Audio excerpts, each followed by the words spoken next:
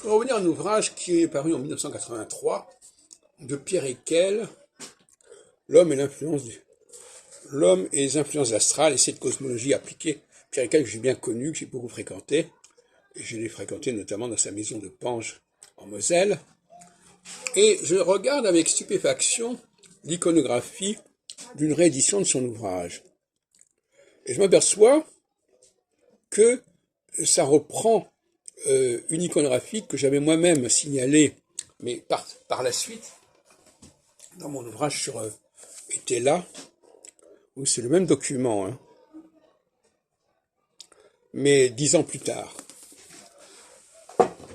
Alors, l'intérêt de cette iconographie, qui n'a jamais été exploitée correctement jusqu'à présent, c'est que ça nous renvoie aux maisons astrologiques. C'est ce que j'appelle l'iconographie des maisons astrologiques. On y retrouve la mort, on y retrouve la roue de fortune. Alors, la mort, c'est évidemment la maison 8. La roue de fortune, c'est la maison 11. Bon, peu importe. Et puis là, on a aussi le pape, l'empereur, qui renvoie à la maison 10 éventuellement. Et même à la maison 11, puisque la maison 11, c'est la maison de la spiritualité, la maison 10, c'est le pouvoir. Et on a aussi les amoureux, enfin on a tout un ensemble de choses. Et donc cette iconographie zodiacale, enfin pas zodiacale, des maisons astrologiques, elle a complètement disparu de la littérature astrologique, sauf dans les cas que je viens de signaler. Je vous renvoie à cet ouvrage que j'ai publié, où je développe largement ce point. Et cette iconographie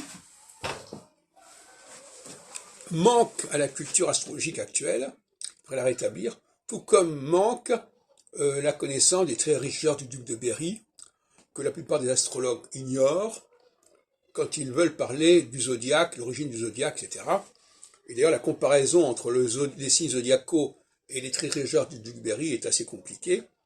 Et puis je renvoie aussi à mon travail que j'ai fait pour la revue française d'histoire du livre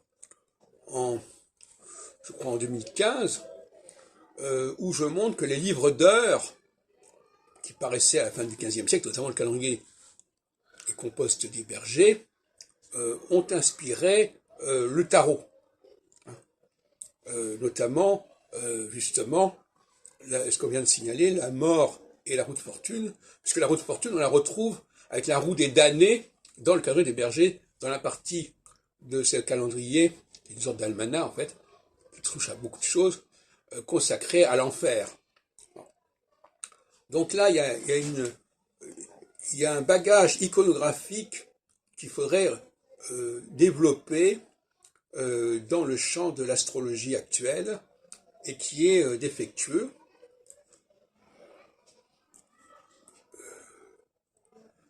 On ne sait pas pourquoi, ça n'est pas là, ça ne figure pas.